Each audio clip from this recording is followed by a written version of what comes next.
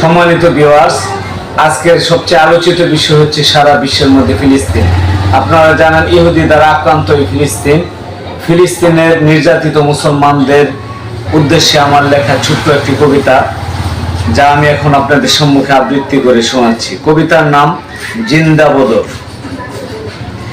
ফুরিয়েছে বদর, ফুরাইনি বদ্রি, দিব্যি উমরের হুঙ্কার, রয়েছে এখনো জিন্দা শেরে আলীর জান্ডা। করণী আহার বেঁধেছে পাথর, অনাহারি পেট করিতে শীতল, চাহিলে রব করিতেন উহুদ সোনায় মোড়ানো পর্বত।